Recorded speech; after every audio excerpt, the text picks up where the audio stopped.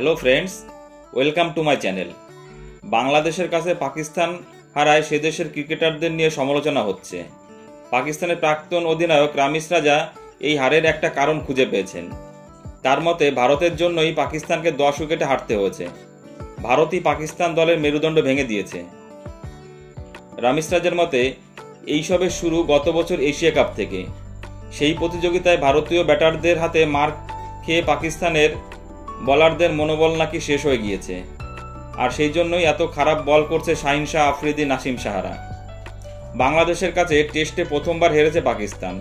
হারের কারণ ব্যাখ্যা করতে গিয়ে রমেশ বলেন, আমাদের প্রধান শক্তি ছিল জোরে বোলিং, সেটা শেষ হয়ে গিয়েছে, তার জন্য ভারত দায়ী। গত বছর এশিয়া কাপে ভারতীয় ব্যাটাররা আমাদের বলারদের প্রচুর মেরেছিল।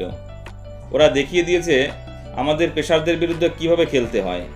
শাহিনদের মনোবল ভেঙে গিয়েছে, গতি কমেছে, তার খেসারত দিতে হচ্ছে। সান মাসুদের অধিনায়কত্ব নিয়েও প্রশ্ন তুলেছে রমিজ। তার মতে পিচ বুঝতে পারেনি মাসুদ, ফলে ভুল দল নির্বাচন করেছেন তিনি। রামিজ বলেন, অস্ট্রেলিয়ার আবহাওয়া হারলে মানা যায়, কিন্তু ঘরের মাঠে ঘরের আবহাওয়ায় পিচ বুঝতে না পারলে আর কি করা যাবে। মাসুদ ভুল দল নির্বাচন করেছে। আমাদের থেকে পিচ ভালো বুঝেছে বাংলাদেশ, তাই ওরা জিতেছে। অধিনায়কত্বের চাপ মাসুদের ব্যাটিংয়ের উপর পড়েছে বলে মনে করেন রামিজ রাজা। তাদের দলের ক্ষতি হচ্ছে। তিনি বলেন, মাসুদকে ওর ব্যাটিংয়ে আরও পরিশ্রম করতে হবে। যদি ও ভালো ব্যাট করতে পারে তাহলে ওর অধিনায়কত্বও ভালো হবে। এমনিতেই গত কয়েক বছর পাকিস্তানি ক্রিকেটের উপর চাপ বেড়েছে। একমাত্র ম্যাচ জিতলে সেই চাপ কমবে। বাংলাদেশের বিরুদ্ধে আরও একটা টেস্ট বাকি রয়েছে, সেটা আমাদের জিততেই হবে। বন্ধুরা, রামিজ রাজা হারের যে কারণ ব্যাখ্যা করেছে তা কতটা যুক্তিযুক্ত? একটা দেশের বোলিং ইউনিট অন্য একটা দেশ কি ভেঙে দিতে পারে, নাকি পাকিস্তানের ভিতরের কোনো সমস্যা? এটা নিয়েও অনেকে প্রশ্ন করছে যে এই পরাজয়ের কারণ হচ্ছে পাকিস্তানের টিম ম্যানেজমেন্ট। তাদের টিমের সদস্যদের মধ্যে কোনো বন্ডিং নেই, কেউ কাউকে সহ্য করতে পারে না। আর একটা কারণ হচ্ছে অধিনায়কত্ব নিয়ে। একটা টিমে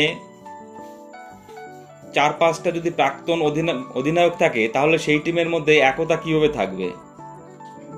এবং ওদের পাকিস্তানের কোচও এই বিষয়ে বিভিন্ন মন্তব্য করেছিলেন একসময় গ্যারি কাস্টেন।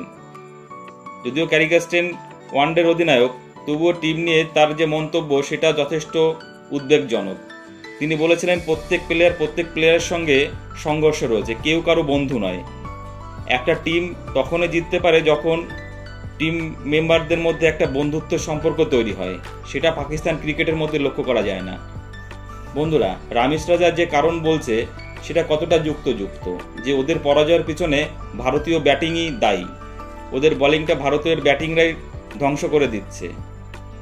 যদিও এই কমেন্টস করার পরে নিজেরাই নিজেদের লজ্জা ঢাকার জন্য ব্যস্ত হয়ে পড়বে। তো সত্যটা যাই হোক না কেন, ওদের টিমের কোনো একতা নেই, ওদের কোনো বোলিং ইউনিট নেই। বোলিং ইউনিট পাকিস্তানের শেষ হয়ে গেছে। এটা ওরা মানুক না মানুক, এটাই সত্য। বন্ধুরা, তোমাদের কি মনে হয় প্লিজ কমেন্টস করে জানাবে। এবং চ্যানেলটি ভালো লাগলে অবশ্যই লাইক, কমেন্টস এবং শেয়ার করে বন্ধুরা, এবং সঙ্গে থেকো। সবাই ভালো থেকো।